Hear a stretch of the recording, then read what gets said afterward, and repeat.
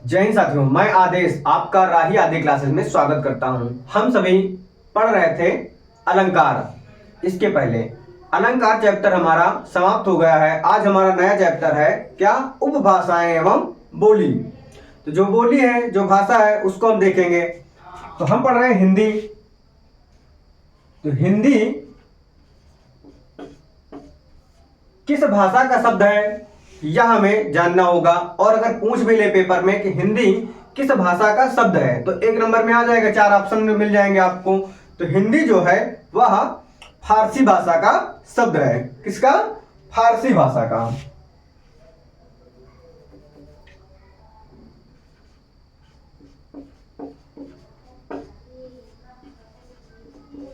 हिंदी फारसी भाषा का शब्द है, लेकिन किसके द्वारा दिया गया? यह शब्द ईरानियों के द्वारा दिया गया। किसके द्वारा?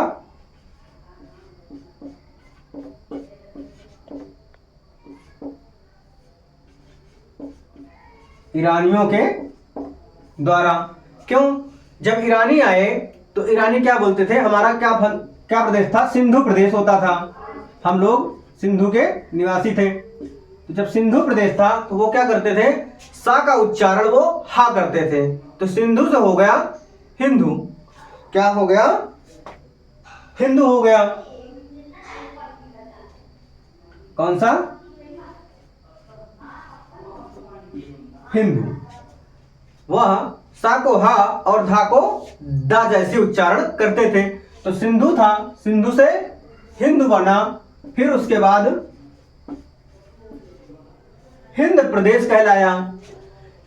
फिर उसी से हम लोगों की भाषा हिंदी भाषा हो गई। क्या? वहीं से कहा जाने लगा हिंदी भाषा। लेकिन दिया किसके द्वारा गया? ईरानियों के द्वारा। ईरानियों की क्या भाषा थी? फारसी भाषा थी। तो इसलिए यह हिंदी जो शब्द है वह फारसी भाषा का शब्द है। तो हम यहां से देख लेंगे, अगर क्वेश्चन पूछता है तो हिंदी किस भाषा का शब्द है? फारसी भाषा का। किसने दिया? तो ईरानियों के द्वारा दिया गया। तो यहां तक क्या था अभी कि हमें एक नंबर में पूछ लिया जा सकता था। तो 2 क्वेश्चन यहां से हमारे बन जाते हैं। तो जो उपभाषाएं हैं अब हम उसको देखेंगे। कितनी उपभाषाएं हैं? 5 उपभाषाएं हैं। 5 उपभाषाएं हैं। अब हम इनको एक एक करके पढ़ेंगे। क्लास को ज्यादा बड़ी न करते हुए, 5 हैं तो 2 आज कर लेंगे और 3 कल कर लेंगे। तो पहली क्या है? पश्चिमी हिंदी। कौन सी? पहली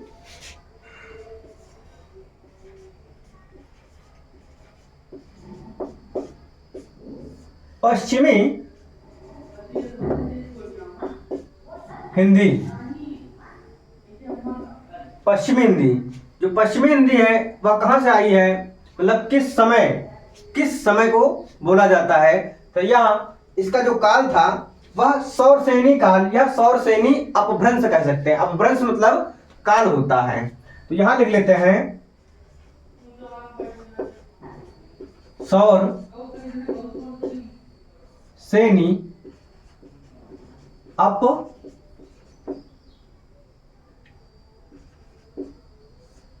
सौरसेनी अपभ्रंश।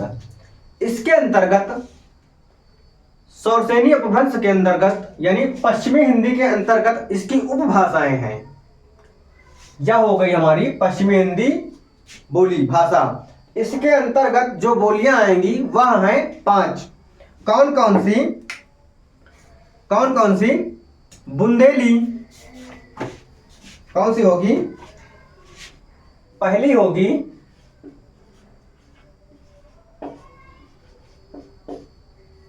बुंदेली बोली,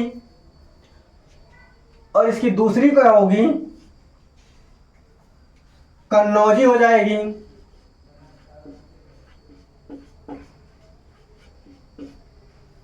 कौन सी? कन्नौजी। तीसरा है ब्रज भाषा। ब्रज भाषा। और पश्चिमी हिंदी के अंतर्गत जो उसकी उपभाषा है वह चौथी क्या है? खड़ी बोली। क्या है? खड़ी बोली। खड़ी बोली को ही कौरवी बोलते हैं। क्या?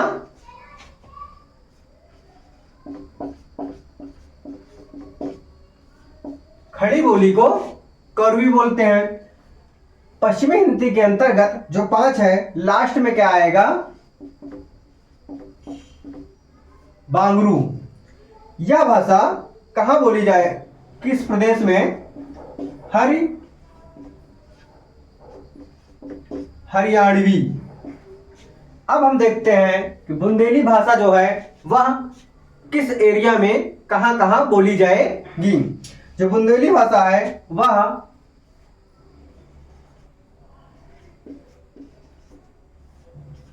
छतरपुर में बोली जाती है। जो बॉर्डर पड़ता है तो यह एमपी व यूपी में बोली जाती है। जो बुंदेली भाषा है वह उत्तर प्रदेश और मध्य प्रदेश में बोली जाती है। अगर प्रश्न पूछे कि बुंदेली भाषा कहां पर बोली जाती है, तो ऑप्शन होगा आपका छतरपुर, या फिर उत्तर प्रदेश या मध्य प्रदेश भी होगा। अगर आपसे पूछ ले कि पश्चिमी भाषा के अंतर्गत कितनी उपभाषाएं हैं, पश्चिमी भाषा के अंतर्गत कितनी उपभाषाएं हैं, तो 5 उपभाषाएं हैं। कौन कौन सी? बुंदेली भाषा, कन्नौजी, ब्रजभाषा, खड़ी बोली। खड़ी बोली को ही कौरवी बोलेंगे, और बांगरू, बांगरू को हरियाणवी बोल देंगे। उसके बाद आता है कन्नौजी भाषा। कन्नौजी कहां बोली जाएगी? कन्नौज में। और कन्नौज पड़ता कहां है? उत्तर प्रदेश में। तो कन्नौजी जो है वह कन्नौज यानी उत्तर प्रदेश में बोली जाएगी। अब आता है ब्रजभाषा। कौन सा? ब्रजभाषा। ब्रजभाषा जो होता है वह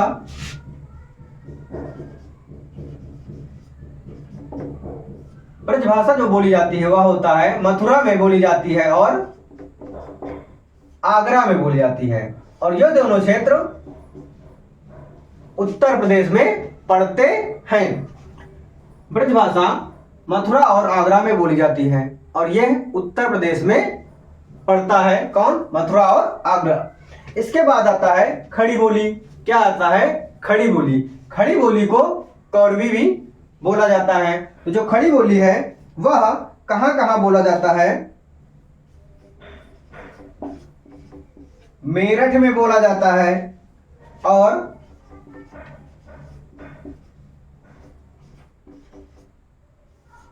सहारनपुर में बोला जाता है, और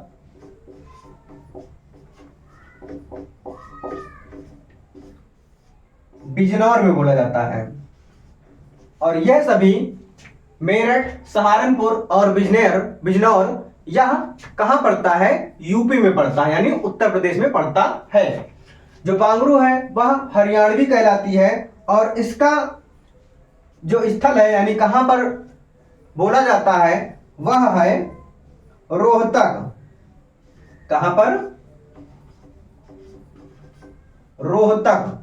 रोहतक कहां पड़ता है? यह पड़ता है हरियाणा में। रोहतक पड़ता है हरियाणा में। इसके बाद हम भाषा या बोली में, यानी पश्चिमी बोली जो बोली जाती थी, ये हो गया। इसके बाद अब दूसरा होगा पूर्वी। कौन सी? पूर्वी हिंदी। यहां पर देख लेते हैं दूसरा। कितनी भाषाएं हैं? कितनी भाषाएं हैं? 5। और 5 में पश्चिमी हिंदी जो है उसकी उपभाषाएं जो हैं वह 5 है। लेकिन अब हम दूसरा देखेंगे। कौन सा?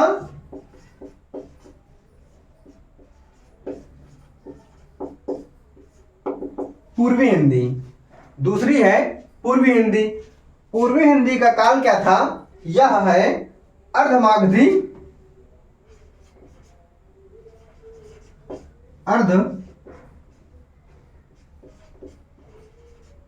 अर्धमागधी अपभ्रंश।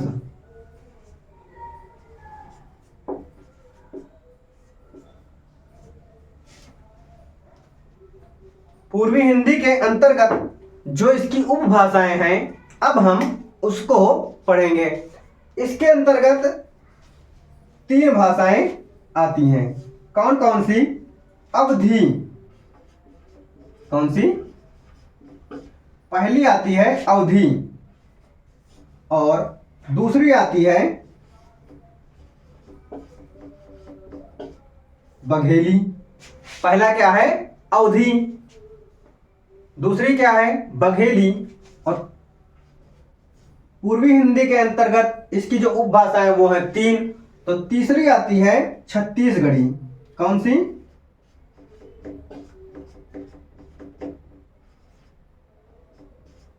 छत्तीसगढ़ी।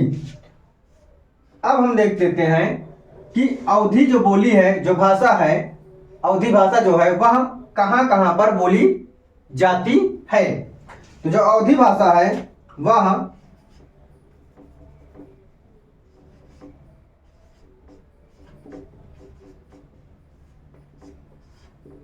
लखनऊ यानी उत्तर प्रदेश में बोली जाती है।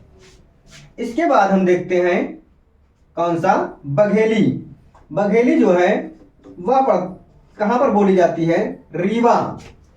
और जब बॉर्डर पड़ेगा तो वह एमपी और यूपी का पड़ेगा। तो जो बघेली भाषा है वह थोड़ा सा मध्य प्रदेश में भी बोला जाएगा और उत्तर प्रदेश में भी बोला जाएगा। अब लास्ट बचता है किसका? पूर्वी हिंदी की उपभाषाएं 3 होती हैं। कौन सी? अवधी, बघेली, छत्तीसगढ़ी। अगर पूछता है पेपर में पूर्वी हिंदी की कितनी उपभाषाएं हैं तो 3। कौन? अवधी, बघेली, छत्तीसगढ़ी। हमने अवधी को देख लिया, लखनऊ में बोली जाती है जो कि उत्तर प्रदेश में। बघेली रीवा है, गलती से लिख गया था। तो ये बघेली जो है वह रीवा है। कौन सा? मध्य प्रदेश और उत्तर प्रदेश में। और जो छत्तीसगढ़ी है वह बोली जाती है रायपुर,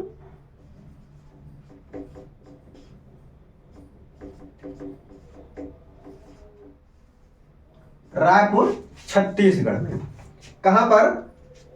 छत्तीसगढ़ी जो बोली जाती है वह रायपुर, छत्तीसगढ़ में बोली जाती है। इसके बाद जो पश्चिमी हिंदी हो गई, पूर्वी हिंदी हो गई। इसके बाद हम पढ़ेंगे बिहारी हिंदी, पहाड़ी हिंदी और राजस्थानी हिंदी। इसके आगे की क्लास को हम कल देख लेंगे। आप सभी इस क्लास को देख लीजिएगा और इसको याद कर लीजिएगा। पेपर में पूछ लिया जाता है 1-1 नंबर में। कैसे पूछेगा कि अलग अलग पूछेगा तो बुंदेली भाषा किस क्षेत्र में बोली जाती है? तो कहां पर? छतरपुर में। कन्नौज उत्तर प्रदेश। ब्रजभाषा मथुरा और आगरा में। खड़ी बोली कौरवी। खड़ी बोली को का और क्या नाम है ऐसे भी पूछ सकता है। तो कौरवी किस स्थान पर या किस क्षेत्र पर? तो मेरठ, सहारनपुर, बिजनौर। या फिर ऐसे भी पूछ सकता है कि पश्चिमी हिंदी के अंतर्गत कितनी उपभाषाएं हैं या कितनी उपभाषाएं होती हैं। तो पश्चिमी हिंदी के अंतर्गत 5 उपभाषाएं होती हैं और पूर्वी हिंदी के अंतर्गत 3 उपभाषाएं होती हैं। तो आप सभी की क्लास आज यहीं तक रखते हैं। आप सभी अपना पूरा सहयोग, पूरा प्यार देते रहिए। आप सभी इस क्लास को लाइक कीजिए, शेयर कीजिए, सब्सक्राइब कीजिए और अपने राही आदि क्लासेस परिवार को आगे धीरे धीरे बढ़ाते रहिए। आज की क्लास को यहीं पर समाप्त करते हैं। धन्यवाद।